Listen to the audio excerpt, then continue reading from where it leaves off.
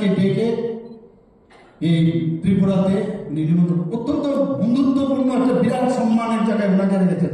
প্রথম ওনার যখন 80 বছর বয়স, ওনাকে এনে রবীন্দ্র যে জন্ম জয়ন্তী এবং ওনাকে সম্মান দেওয়া হয় এবং ভারত পাসপোর্ট হিসেবে ওনাকে উপাধি করেছেন। আমরা দেখেছি, এগুলো জানা দরকার। এবং আজকে যে আমাদের মধ্যে নিজেদের মধ্যে অনেক সময় আমরা বিভিন্ন সময়ে মানে আমাদেরকে অনেক সময় বিভ্রান্ত করে চলার যে চেষ্টা করে, আজকের দিনে ওনাকে স্মরণ করে we should all should be United, যেটা আমাদের মহারানী বলেছেন নীতিজি, যে আমাদের সেইভাবে চলা উচিত। কারণ একজন আরেকজন ছাড়া কেউ এই পৃথিবীতে চলতে পারবে না। আমাদের প্রকৃতি থেকে আমাদের জানতে হবে, অক্সিজেন ছাড়া আমরা যেমন বাঁচতে পারবো না। এক পেড় মারতে না, মাননীয় প্রধানমন্ত্রী বলছেন পেড় লাগাও, অর্থাৎ অক্সিজেন প্রয়োজন। প্রায় 260 পাউন্ড অক্সিজেন প্রতি বছর একটা ম্যাচিউর যে গাছ সেটাতে, আর 50 থেকে 60 যে কার্বন ডাইঅক্সাইড প্রতি বছর আমি ওটা গাছগুলো চুষে খাই একটা। তো এইগুলো যতক্ষণ ধরে অ্যাওয়ারনেস না থাকে, সেগুলো না বুঝতে পারবো, সাইন্টিফিক্যালি চিন্তা হবে যে আমাদের গাছ আমাদের প্রকৃতির থেকে যে একজন আরেকজন ছাড়া এই যে সিম্বায়োসিস পদ্ধতিতে আমাদের বাঁচতে হবে, সেটা আমাদের চিন্তা করতে হবে। এখানে জাতি জনজাতি, মুসলিম হিন্দু মুসলমান আলাদা আলাদা কেউ না। তুমি তোমার জায়গায় থাকো, আমি আমার জায়গাতে, কেউ বিভেদ সৃষ্টি করতে পারবে না।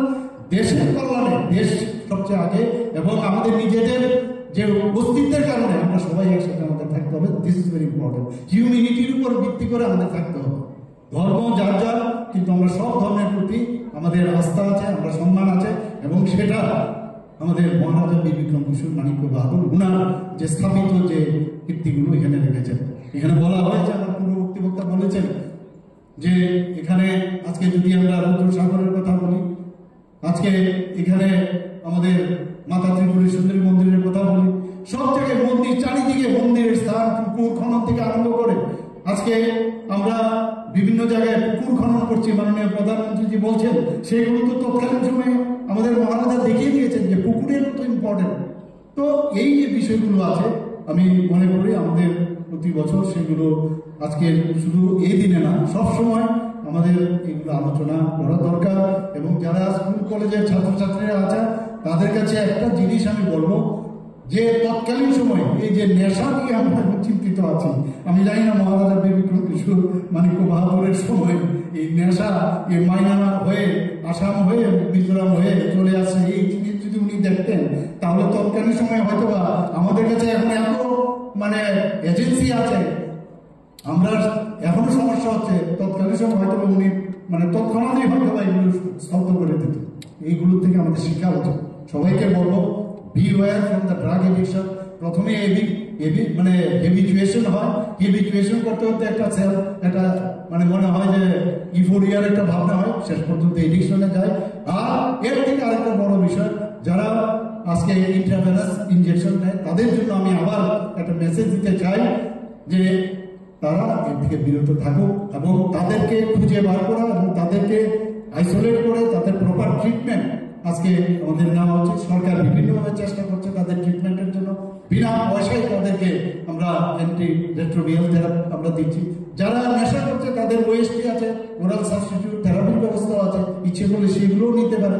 ফিলিংস একই, কিন্তু তার যে পার্শ্ব প্রতিক্রিয়া সেইগুলো নিয়ে প্রতিবার এই আমাদের এই মহারাজা বীর বিক্রম কিশোর মাণিক্য বাহাদুরের জন্মদিনে এবং আমাদের নিজের ব্যক্তিদের জন্মদিনে এই বিষয়গুলো নিয়েও আমাদের আলোচনা করতে হবে, যে আমরা যেন আবার ঘুরে আবার আমরা ওই জায়গায় আসি যারা আমাদের যে একটা সমাজ ব্যবস্থা উনি রেখে গেছেন।